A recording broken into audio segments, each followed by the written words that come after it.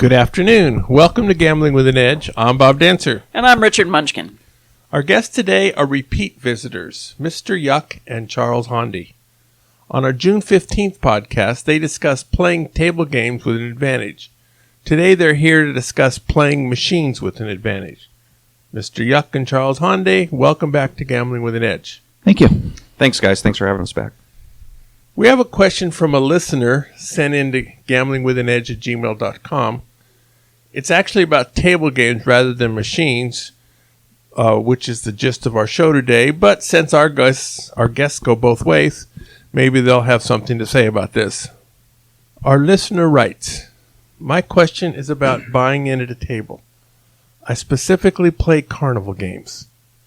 I know my stakes right now aren't being watched particularly closely, but as I move up, I'd like to know which way is better for buying in at a table. Would it be better to table large denomination chips or a big wad of cash? What would make me look more like a losing player, or does that even matter?" Well, this is Charles. I have an opinion on this. I never really buy in on the target game. And there's multiple reasons for that. One being, if you are going to be on a game where maybe you're betting large amounts, you don't want to risk a chip fill in the middle of your session, especially if you're playing a game where you might only have an hour or half an hour or whatever. You want to make sure that you maximize the time that you're going to have at that table.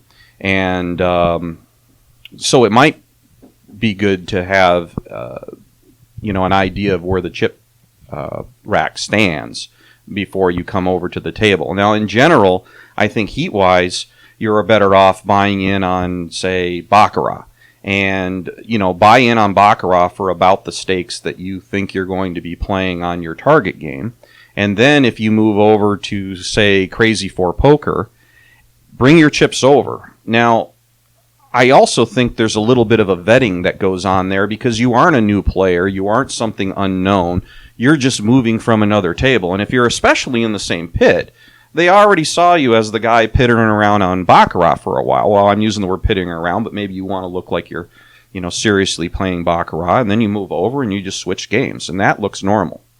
And I think that's the best way to also kind of gauge the mood of the pit. If they're relaxed while you are on Baccarat and you move over to Crazy for Poker and they become nervous and demeanors change, then there might be an issue here. If everything's the same, then you probably have an indication that there's not much of a problem heat-wise on the game. In the context of a carnival game, I absolutely agree with Charles. I really don't have anything to add to what he said in the context of a carnival game. In another context, I've been involved with a game which was more of a comp hustle, where I'm basically counting cards, but with a really mild spread and taking advantage of a cashback promo, cashback coupons that the casino will send me the next month.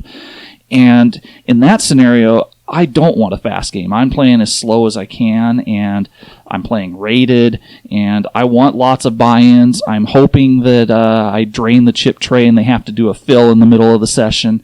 So I think this is a question where the answer really is it depends. It depends on your specific situation. I agree with Charles' answer that it's better just to walk up to the table with chips in a carnival game scenario, but if it's a comp hustling scenario, I think you're better to actually buy in with cash. And there's probably other scenarios that we could come up with where the answer could vary. Yeah, I agree. Carnival games, time is money, and so you want to waste as little time as possible. You could get to the table before the dealer that you're interested in and buy in there, but I think buying in on another table is good. But if you were going to, say, play blackjack, and whether it's comps or just counting cards or something where it's not dealer specific, so you're going to be there as long as you're going to be there, I think you look the most like a degenerate if you make lots of small buy-ins. You keep running out of money and having to buy in more. But yeah, that wastes way too much time on a carnival game. So, in a situation which is exactly the same, only quite a bit different, in video poker, when you have like double points starting at midnight or something like that. If you're playing a game where you're going to need to keep feeding cash into the machine, like a situation where you get W2Gs, but they pay you in cash. And so it's frequently a good idea to come to the machine with lots of tickets, maybe depending on the stakes you're playing, 5 or 10 $2,000 tickets, so that when you're at the machine and time is money, you can just slip in a ticket. It's slipping in all those $100 bills takes time. There is a small casino I play at that after a while they start paying you off in 20s. I regularly get $4,000 jackpots in 20s. It's a lot of fun. Yeah. See, I bring my wife with me, and she feeds bills into the machine next to me while I play and generates the tickets. And hopefully there are two machines next to each other so that when the W2G hits, I can just move over to the other machine and play while we're waiting for that to get paid off. Is sometimes available. So yes, right. All right. And my wife is sometimes available, so there you go. Oh, well, good to know, but I'm already married. Okay. In table games, players often go uncarded. Playing machines, especially when jackpots can reach $1,200, you must provide identification. So this is a different mindset from playing one side to another. How did you go about going back and forth between those two things? Wow. There's a lot of similarities and a lot of differences between tables and machines. I guess one of the similarities I'd like to cover first, I'm hoping I can go back and forth with Charles on some of these. One of the myths that a lot of people have as being a professional gambler is that you get to set your own schedule. And I have found that no matter what I'm doing, that's not completely the case. If you're counting cards, if the casino's too busy on a Friday night, you might not get a seat. If the casino's too dead, you're the only person they have to watch. If you're doing a carnival game, you might have to pick the time that your talented dealer is working. And in machines, the casino gets to decide when they're going to do point multipliers. They get to decide when they're going to do promotions. They get to decide what day they start and end free play giveaways in the monthly mailers. And I'm finding that I have to really optimize my time, I have to set my schedule around all of these different things that are set beyond my control. So there might be more flexibility in terms of setting your schedule as a professional AP than there is in other lines of work, but it's not as you get to set your own schedule as some people might think. Yeah, I would agree. I think one of the things that I noticed between table games and machines, although I would say there's generally less heat on machines. When you do get heat, it's really bad. And because they will twist it into something way worse than what it really is on machines quite often. And maybe Bob can speak to that a little bit from what he's heard as well. But, the mentality of the casino is you shouldn't be beating me on machines. And if you do beat me, you got to be cheating or doing something illegal, to win money. And so that's what I've noticed is that, the overall occurrences of heat are less, but sometimes when you do get heat on machines, it can be a really big overreaction. But how do you deal with, when you play table games, I'm assuming you want to be a non, and how do you deal with that if the casino knows you because you're playing machines and they have your ID and your social security number and everything else?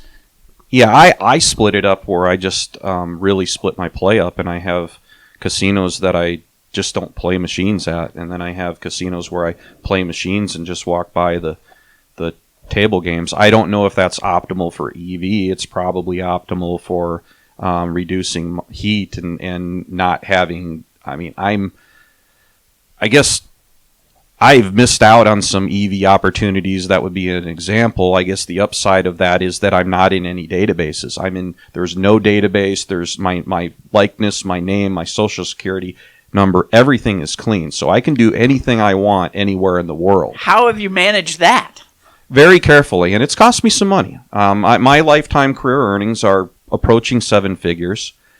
It probably would have been over that had I been more aggressive. But there's been times where it's like, hey, I saw this great game at, XYZ Casino on the Strip and told, you know what, when that game comes to an end, you're in the database.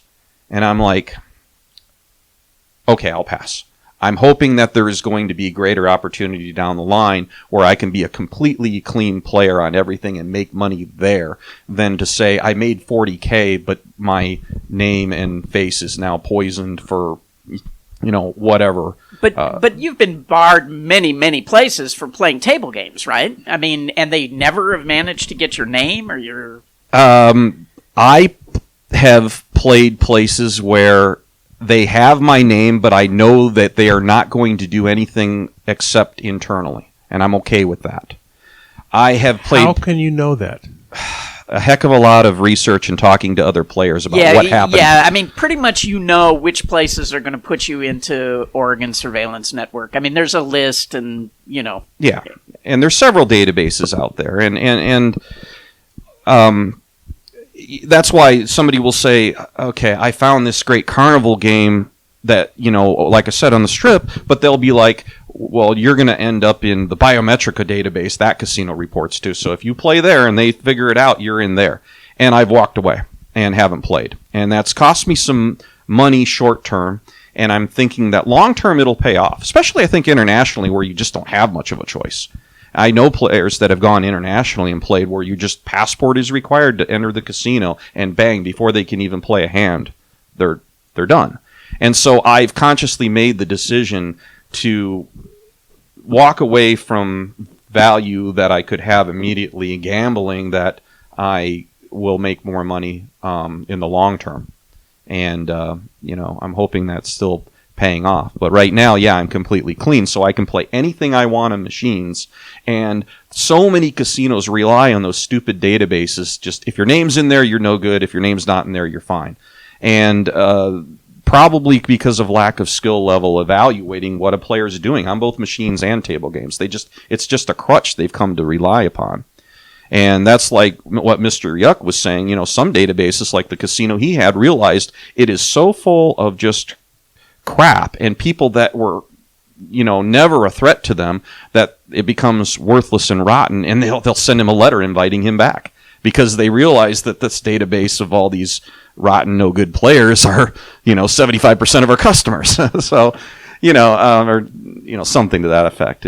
Anyway, what about you? I mean, you I'm sure are in some databases, right? And yeah, I can think of maybe 2 or 3 situations where the database has really cost me and gotten me backed off somewhere earlier than I would have otherwise. Has that ever leaked over into your machine play where they don't want you as a machine player because they found out you were in one of the databases? To the best of my knowledge, no.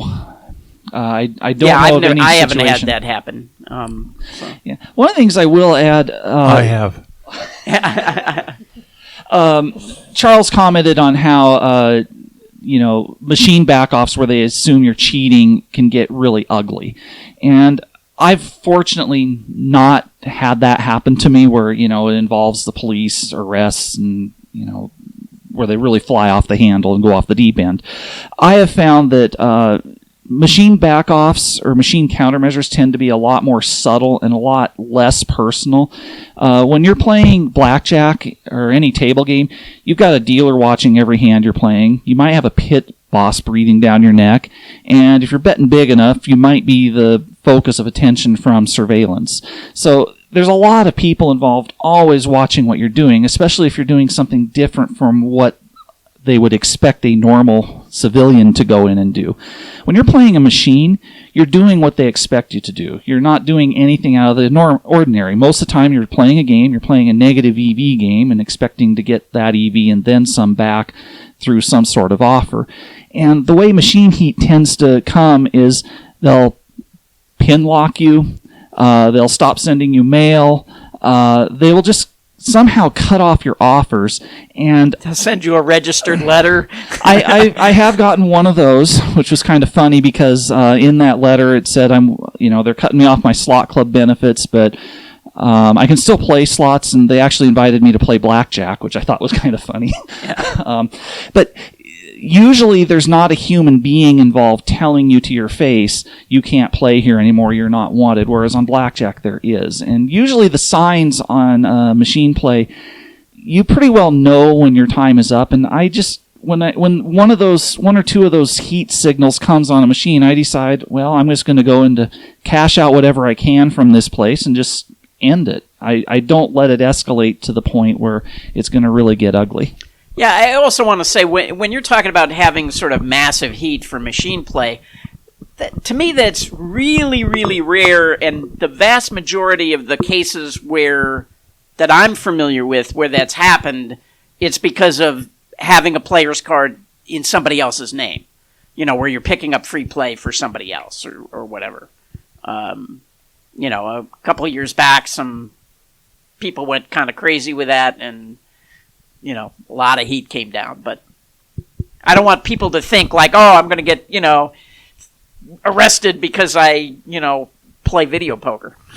Yeah, I can't say this is 100% the case, but I would assert that in most cases where there's an arrest involved with a machine play, you could have seen it coming. There would have been warning signs ahead of time. Well, the other cases are the ones like the guys in Arizona with the donkey that they thought was a computer. It's a case where the casino has screwed up so badly on the amount of money they're giving away that they can't believe how much suddenly a guy has, $100,000 in free play or something. Yeah, that case I think would be kind of the exception to the rule where, those guys, they had no way of seeing it coming unless they somehow knew that the amount of money they were winning was going to cause that kind of overreaction. 100,000 of free play is something I've never had, but there've been situations where I've had 8 or 10,000 of free play, and the casino goes, they really messed that up, so they're going to limit you to $50 a day collecting your free play. Yeah, online casinos do that kind of shit too, where you basically it'll take years to cash out your money from the online casino because they're gonna, and you have to go request it every single week. Yeah, that's another thing. I want to disagree with what Charles said.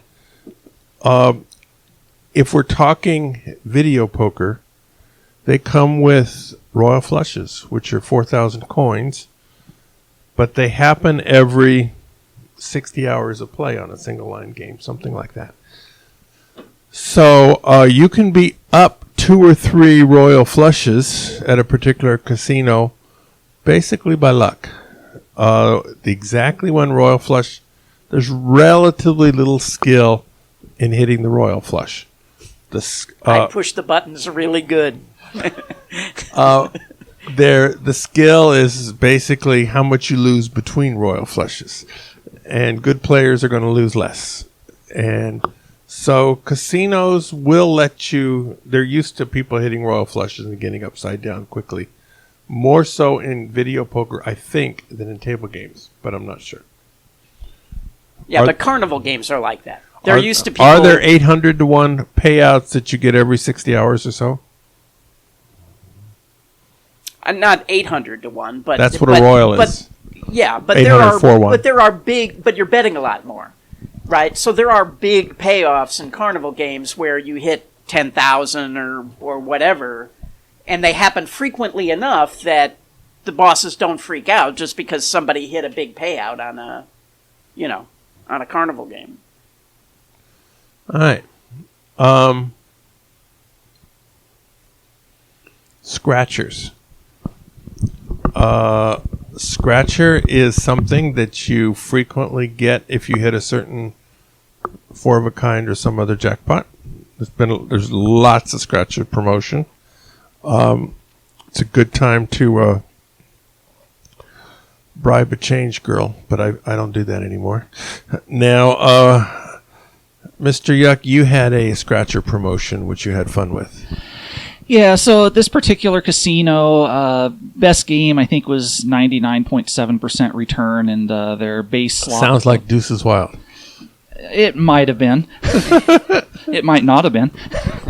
I'll tell you after the show. Could have been Super Double Bonus. It might have been. It might not have been. I'll tell you after the show.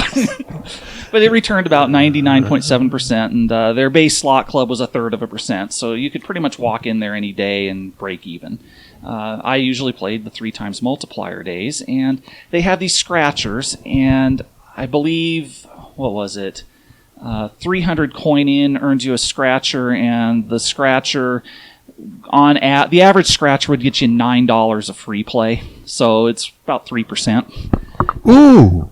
Now, the months leading, how big of games did they have? dollar single line. So, dollar single line. You're still getting 10 or 12 or 15 of those an hour. Yeah, and you're making, I figured it's about just under $100 an hour on the game. Now, when they started these, they limited you to 5 a day. Okay. I was like, okay, well, I'll go in on the multiplier day when I'm going to play normally, and I'll earn my 5 scratchers, and I'll put in my normal coin in to maintain my ADT. But I'm not going to make a point to go and play this thing every day and, just 1,500 coin in, which is the max, and trash my ADT and trash my monthly offers. It just, the net for me was to maintain a high ADT and keep my monthly offers going. Well, one month they decided to waive the 5 scratcher limit, and they decided to go unlimited.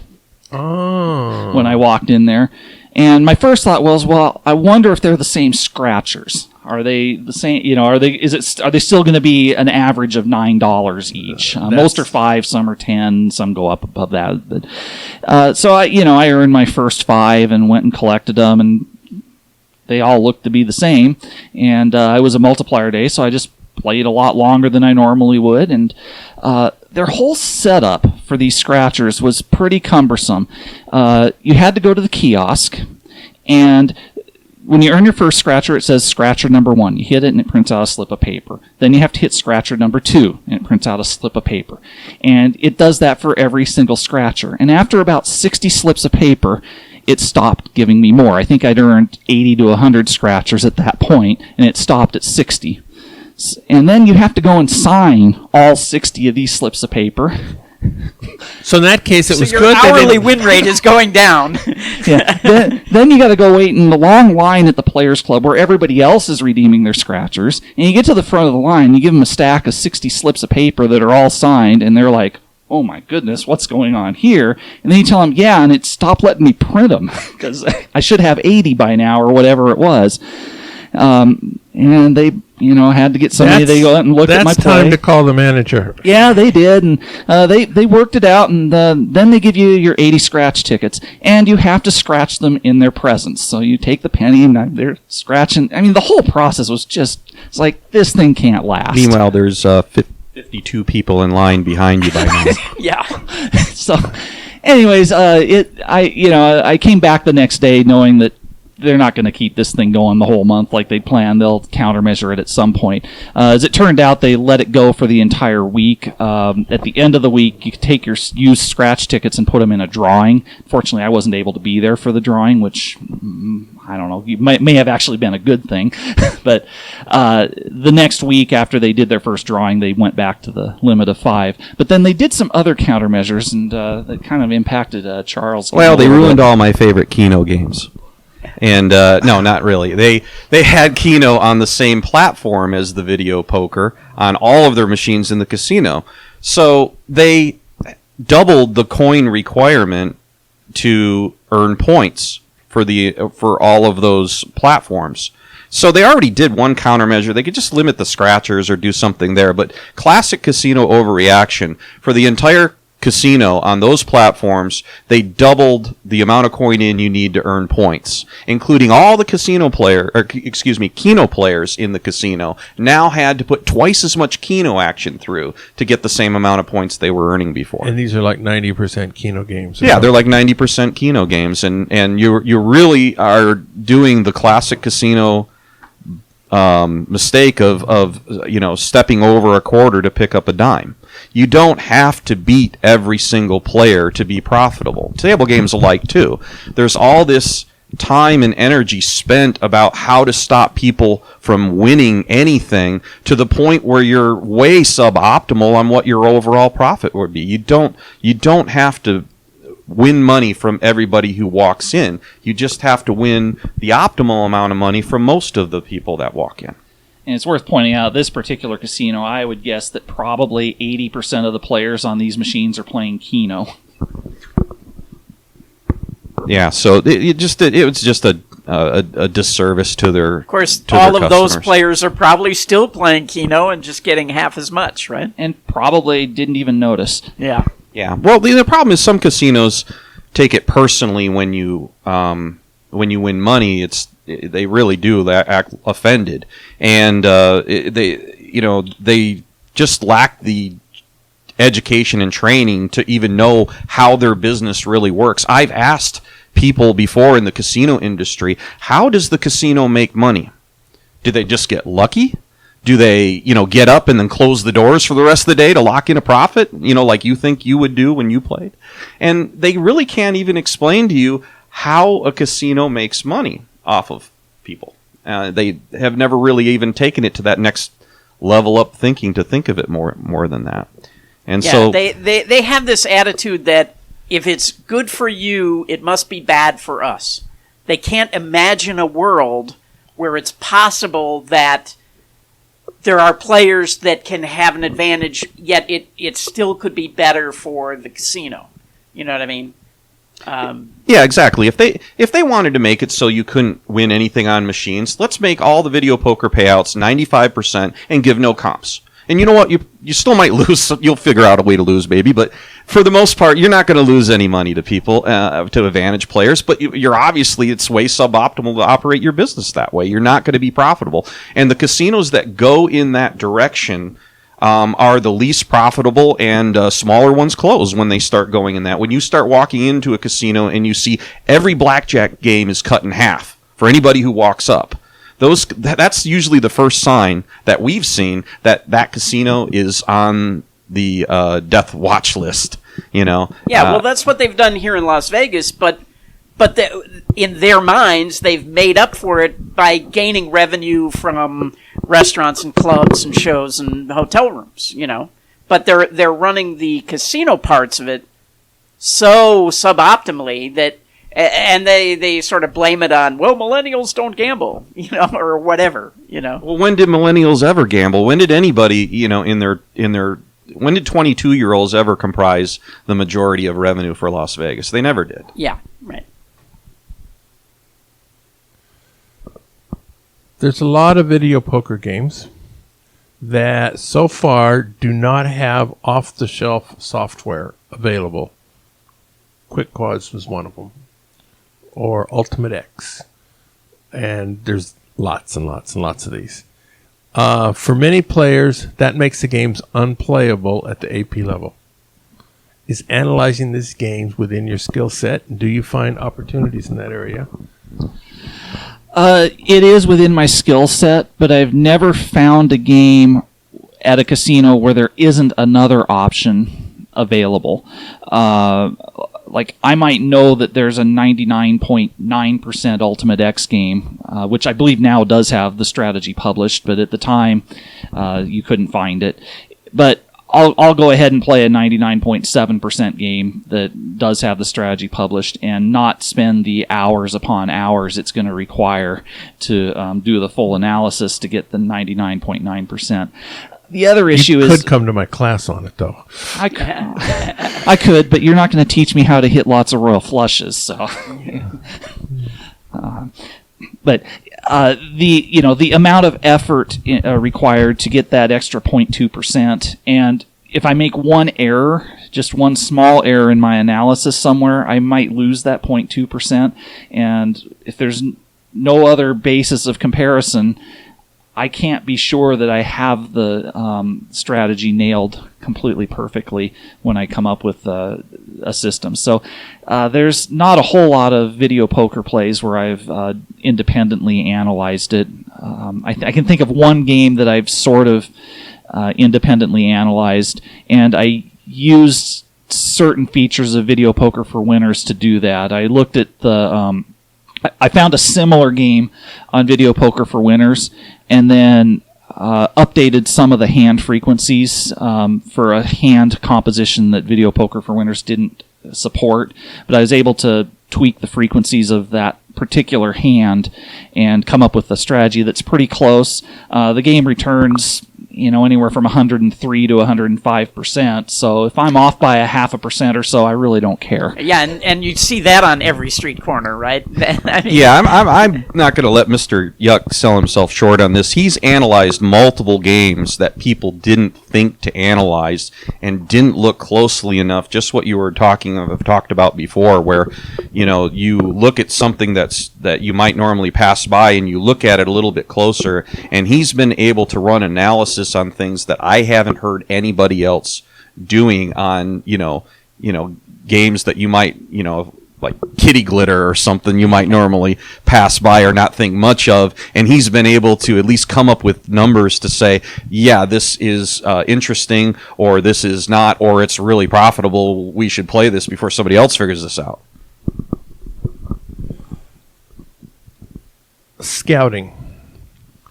How is scouting for table game opportunities similar and or different than scouting for machine opportunities? I'll answer that one first, I guess. There can be a little bit of heat in table game scouting, actually, if you do it lazily. I've been able to pick off scouts just walking around the first 3 minutes they entered the casino and going, okay, who's this guy? Actually, for any of our listeners that are recreational gamblers that think that this is crazy, that you can get heat just for watching a game, try going up to a roulette game in a strip casino and whip out a pad and just stand there and write down the numbers for about 10 or 15 minutes and see if security doesn't come and tell you to move along. Yeah. And it used to be that they would send limousines for guys who did that, right? They loved those players, but yeah, not anymore. They're so paranoid about players. And if you want to back off, if you want to experience a back off, all you need to do is walk into the Mirage, put a pad, go in front of the double deck game and start scribbling on a notepad, and you'll probably get a tap besides just telling you to move along. And then you could say, gee, I've been backed off at the Mirage. But back to your question about scouting for video poker, for me that's very difficult just because I don't have pay tables memorized and I don't know tons of games, and there are so many freaking games on the... There are. I don't know enough about the game. I'm sure that more experienced players can just look at certain machines and go, I don't need to bother with this type of machine or that particular game because there's never going to be a pay schedule on that game that, So for me, it's really difficult to... Yeah, I think it's become... Well, my wife is upset with me because now when I go into a new casino, it takes hours before we're out of there and I haven't done shit. And she's so pissed because it's like, what are you doing? And when you build up a portfolio of skills, I guess you could say, or knowledge, it's like, well, what about this? And I got to check this, and I got to check this, and then okay, I'm done with table games. Let me go look at machines and video poker, and like, well, what do they have other than video poker that might be interesting that I haven't seen before? And and by the time you get done with everything, scouting is a really long process nowadays. Compared to card counting days when you're like, is the table open, and can you surrender, stuff like that, and that's it. And so it's become a lot more complicated nowadays for me anyway. Yeah, the other thing with machines, it's not just the pay schedules on the different games. Now, when I first started, I started probably like everybody. You learn 9-6 jacks, and then you learn deuces wild. And I tried to memorize at least one new pay schedule every trip until I have my current portfolio. And some trips, I was able to memorize another 2 or 3. But you after you've done it a while, you get pretty used to what all the pay schedules are. But it's not just what the return of the machine is that has to do with video poker and machine scouting. There's also the slot club. And let's do that one separate. Do that one separate? Sure. So stay with the scouting of the games. There are, in video poker, there's games like All-Star Poker or All-Star 2, and on this one machine, there can be 300 games. And 3-play, 5-play, 10-play. And then Ultimate X, and then Quick Quads, and then there's like all these variations on them. Yeah. And in many casinos, the best games are on these All-Star Poker games. But the other problem is that you could have two of the same machine that have different pay schedules on the same game. That does happen, but in most casinos, side-by-side machines, like an All-Star Poker, will have the same. Not guaranteed, and when you find a difference, it's gold. But they're frequently the same. Yeah, and I'll add on top of that, if you want to just go around and look at progressives. It's not only, you see something and you see a 4-way progressive and you're like, okay, how the heck do I quickly do the math in my head of the 4 of a kind is worth this, that should be this, I'm going to add a couple % for this. And then if you want to go a step further on a long-term scout, well, what does the thing reset at? I know what it's supposed to reset at, but what does it reset at when somebody actually hits it? Well, you have to check what it moves, too. And you have to check the meter and say, well, what sort of meter does it have on it? Now, I've ran into games before where it's like supposed to be 800, and then it's up to like 2,000, 2,200. I'm like, okay, that's pretty good. Let me maybe sit down and play that, or I'll check it again. Maybe the others aren't enough where it's positive, but I'll check it later. And then I watch somebody hit it, and it goes to 2,000. And I'm like, wait a minute, that only went back down to 2,000. I'm like, there's something going on here. Sweet. And sweet is what you call that. And so those are things that you, as experience goes on, that you would not have thought about initially. And now you think, well, let me just check for that, because 99% of the time it's going to be nothing. But the 1% that you find something like that, it's worth a lot. Do you find that you find more of those kind of opportunities where they're resetting wrong or something like that in the smaller, out-of-the-way casinos, or do they show up in Vegas Strip casinos? I have mostly seen that in tribal casinos, smaller casinos, places where they're moving machines around a lot. They're maybe opening a new section or a new facility even. They don't have to get permission from the Gaming Control Board to change the pay schedule. Yeah, all that sort of stuff. And then they went in there and they just did a half-assed job of setting it up and didn't, really do their due diligence on what things should be. And in that particular situation, I guess I'll tell the story. I analyzed the machine and found out that, hey, wait a minute, this is 103% return perpetually. I mean, forever. You just, and so nobody was playing it. Nobody professionally or even AP-wise was playing it. And so we started playing it, and it turns out... How much could you bet on this? It was just $1 single line machine, but I think the reset was at 3%, and then it got better from there, so you could get up 6-7%. So you could get a pretty good edge on the deal, and so I was kind of milking it along because I would hit it, and then times you get a W2G. I'm like, okay, now they're going to figure it out. They're going to go, what the hell is this thing? And they never did, and it's like, okay, but let me not win too much on it, because I'm the only one playing it. I can kind of control that, and so I'll come back the next day, or I'll come back wherever, and it was in a place where actually I could have been there months at a time, and I was, I played it for like a month, and then 2 people from Vegas showed up. And it turns out they found out about it, not because they had scouted it, but somebody who was visiting saw it and posted it online. Oh, jeez. And I'm like, really? The upside to you was what? To post that online?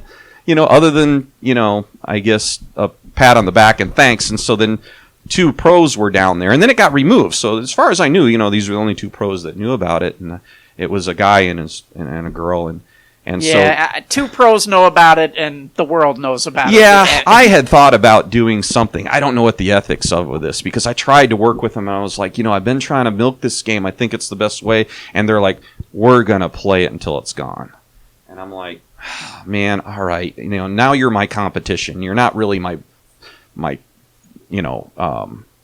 At that point, I don't know if an AP is still on my side or not, because they basically said, we're going to make money before you can. So that's kind of like, more of like being a casino in my perspective than they are a fellow AP. They're not cooperating with me, and they can, because there's not a group of whatever. I could understand it if there's a group of 10, but it's just me and them.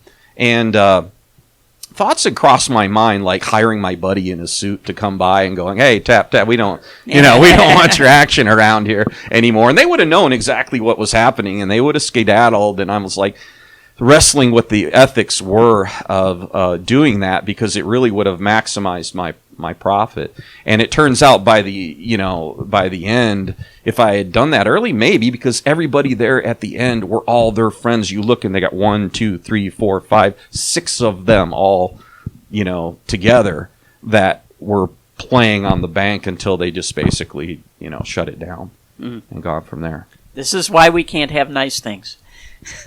Yeah.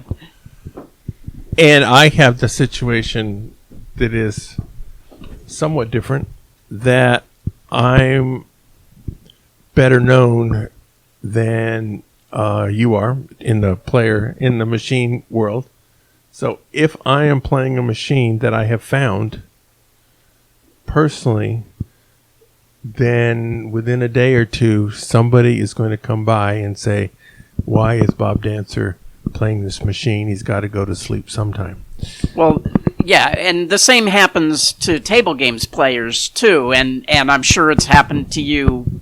You find a table game and people see you playing it, and then suddenly they're like, why are they playing that game? There must be a way to beat it, Yeah, they need to say, who's that guy in the clown suit over there that, playing that new game or something like that. But all right, so Mr. Yuck started to talk about slot clubs, and I cut him off for a few minutes, so I'm going to apologize for that. Now, slot clubs obviously are important. For me, I live here in Vegas, and 90% of my play is in Vegas, and it takes a while to learn what the slot club is about, including talking to other players who play stuff like I do. Now, you're a road warrior. How do you find out about slot clubs? It's a lot of experimentation. You just have to try things out and see what they're willing to give you. The one I usually start out online. I go to the casino's website and I see what information will they give me, and they usually tell you that 100 points is worth $1 of free play, or keyword or, not and.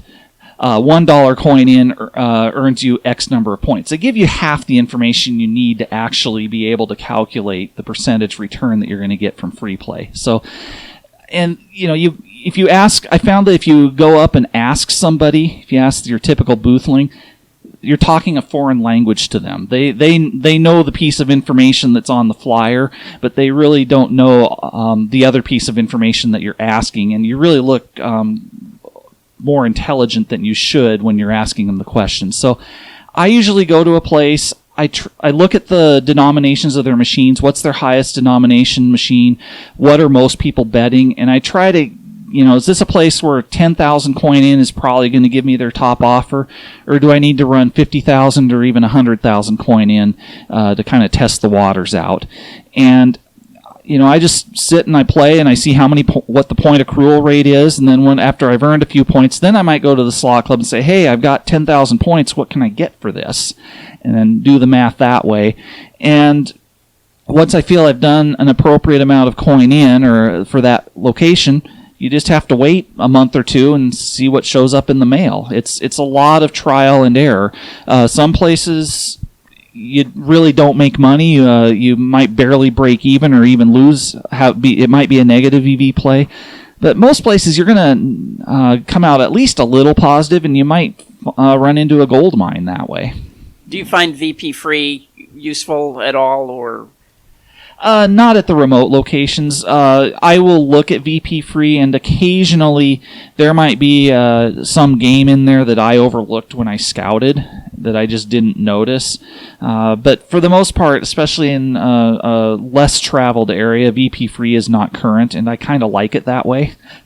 And they're actually talking about VPFree2.com. I'm sorry. VP. Yes, where they have the listing, the catalog of all the games. Yeah, I find even in Las Vegas it's not current.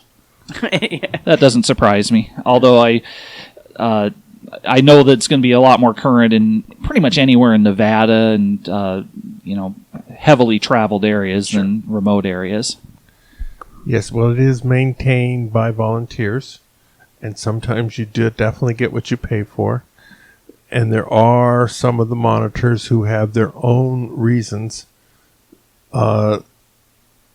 not to make it accurate information. Some of it is based on their abilities to discern this information, and sometimes it's based on what they don't want you to know. Well, and quite often if it's information they don't want me to know, if I go and scout the casino, there's a good chance I'll figure it out anyways, and it's not information I would want everybody that browses the site to know. So I think it's good that there are people that use discretion. I would have a bigger problem with people that don't have discretion, like the guy that traveled through the casino that Charles was talking about where they reset the jackpot to the wrong amount. The guy that went and reported that gained nothing and kind of ruined a play for the person who was milking it.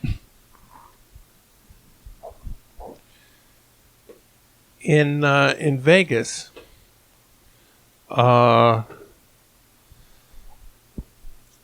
there's a group of people who play similar games and denominations to what I do.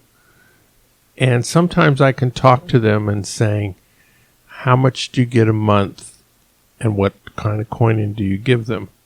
Now, this is done on a quid pro quo basis.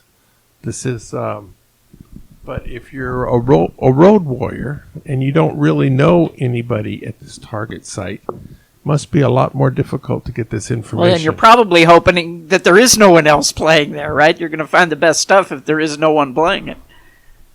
Yeah, but what makes a good video poker game is not a big secret at most places. I mean, the other problem, too, is, do you really want to be camped out in a Motel 6 in Pahrump for a month at a time to play video poker? I mean, to me, that would be a living hell, right? Playing video poker for 10 or 12 hours a day while going home to a Motel 6 in Pahrump, that'd be...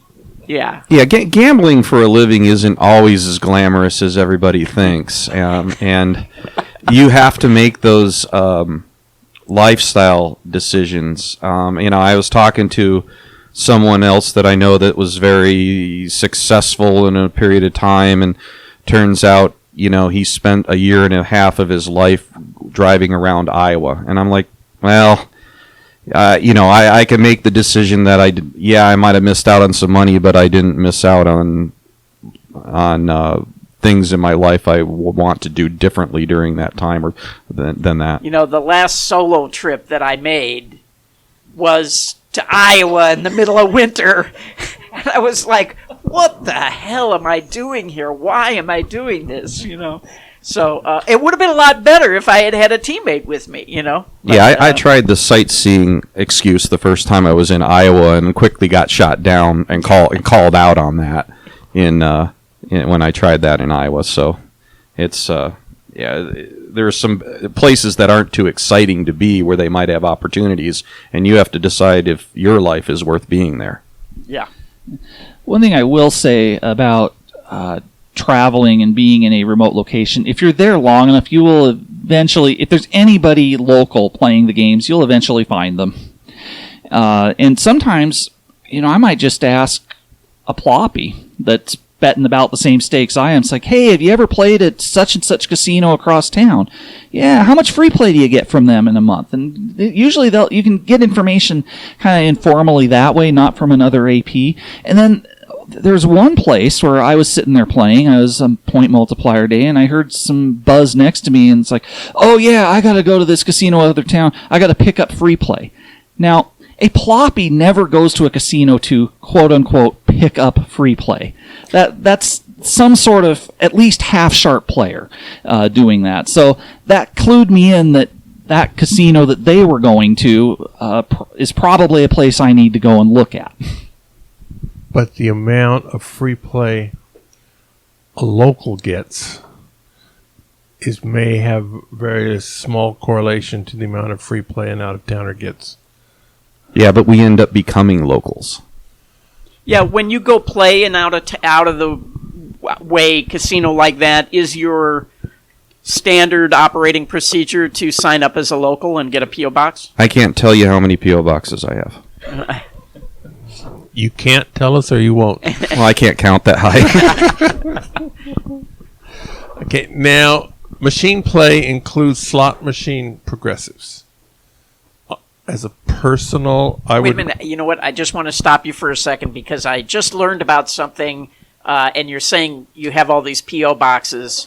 I just learned last week about this service that the post office has. I assuming you're aware that they will scan every piece of mail for you and send it to you as an email, so you will know what is coming in your mail that day.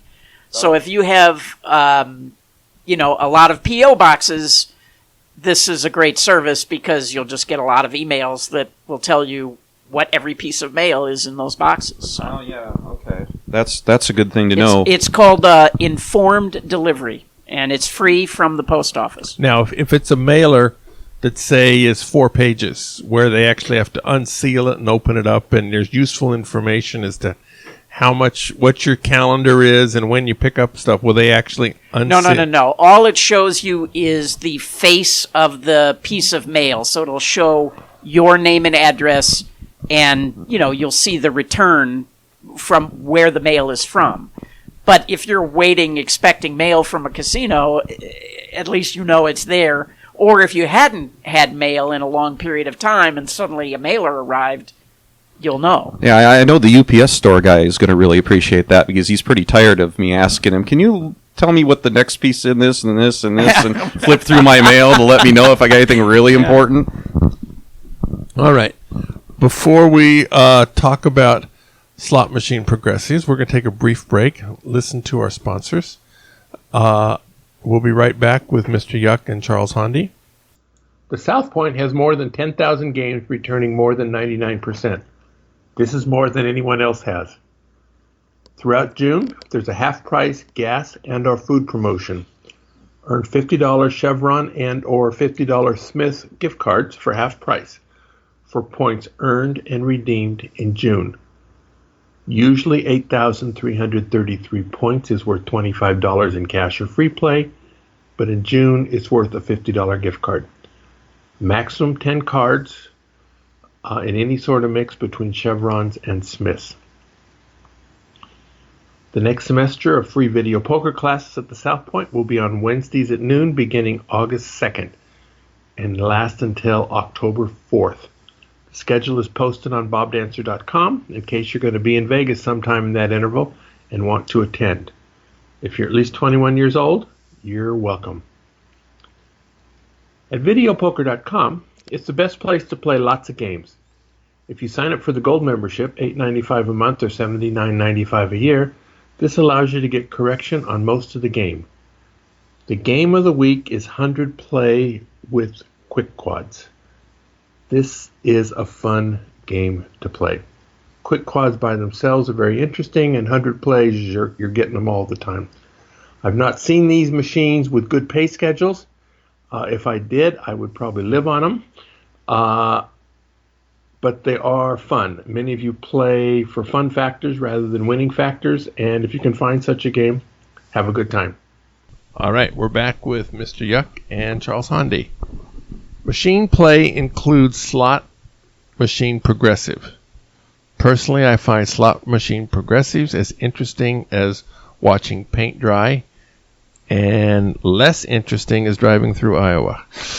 Now, even though I can earn some money playing them, I just can't bring myself to do it. How about you guys? Do you play slot machine progressives? Very little, and it's more because I really haven't taken the time to figure out the strategy for them. And my sense is that it takes... Bob's going push and the button as often as possible. That's the well, strategy. what I mean by the strategy is When it's an how edge. do I know if I'm playing a positive game or not? How high does the progressive have to be? And I honestly don't know how tedious of a process that could be. I have some ideas on how to do it.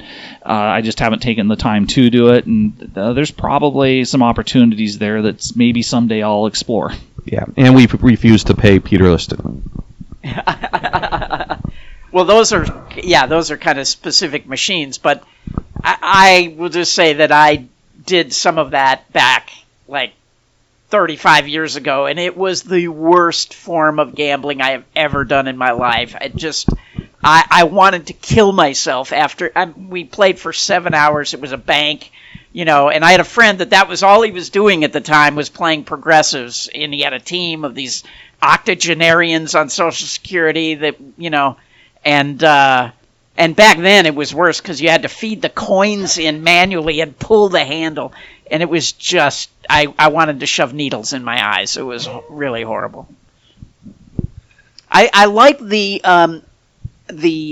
must hit by machines though, because you know when it's going to be over. You can see the light at the end of the tunnel.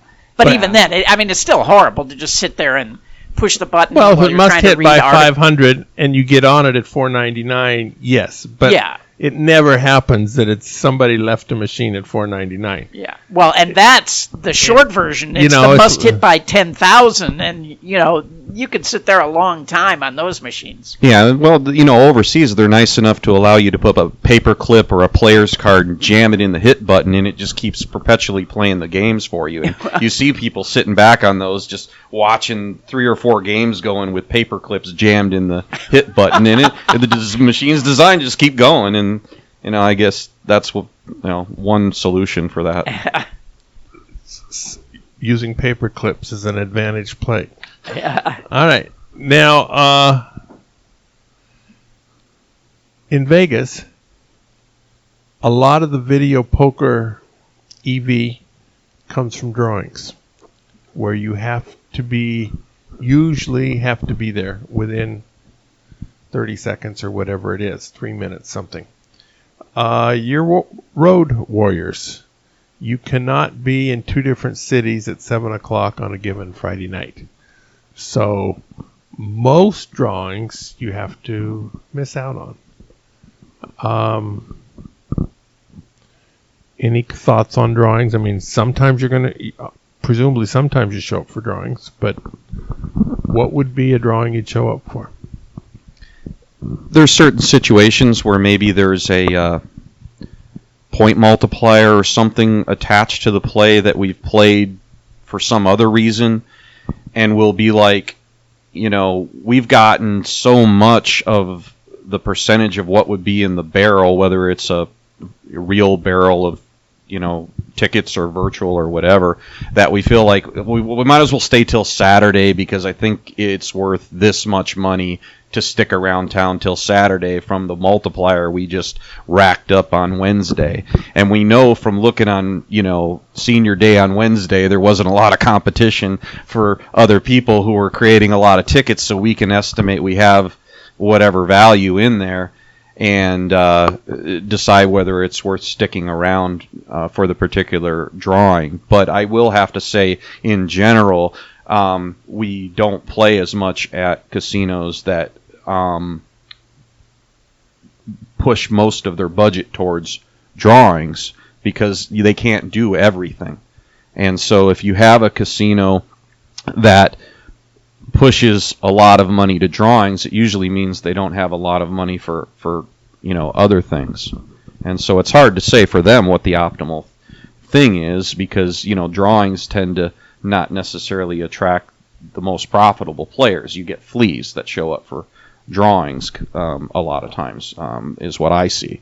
So we tend to go to casinos that might, have a different philosophy on where they want to put their marketing dollars. You mentioned seniors. It did not occur to me that you two were over 50. Maybe you don't have to answer that, but I thought you were considerably younger than that. Well, yeah, I'm just making. I guess what is popping into my mind there is a lot of multiplier times will be on like a Wednesday morning, and who's in the casino on Wednesday morning? It's mostly, a lot of times senior citizens and things like that. So when I look around to see who else is here to do what, that's kind of like, to me, senior citizen time, and I see a lot of smaller play, and I don't see a lot of high dollar action at 10 a.m. on Wednesday morning, and that's where that thought's coming from. There have actually been some drawings where I have gone out of my way to not win. I might be playing, the game I'm playing might be worth, $100, maybe $200 an hour. But there's a drawing based on the amount of points. You get entries based on the amount of points you've earned from the time the casino opened that day. And if I'm there on a Wednesday morning and I'm betting, $50 a hand and playing more than 1,000 hands an hour and everybody else is betting nickels, guess who's going to win all the drawings? And after I won, and if the casino wasn't smart enough to put in a restriction that you can only win once, I'm going to win all of them, and the EV from the drawing might only be about $10, and I'd rather just forego that $10 and not take the heat associated with winning all those drawings. So there have been plays where it's like, okay, I know the drawing's going to take place on the hour. I'm going to pull my card out of the machine and just stop playing 5 minutes before, wait till they do the drawing, and then resume the session. Makes sense. We've been talking to Charles Hondi and Mr. Yuck about machine play. If you like this, catch the June 15th podcast where these same individuals talked about the way they attacked table game play. Thank both of you for being here.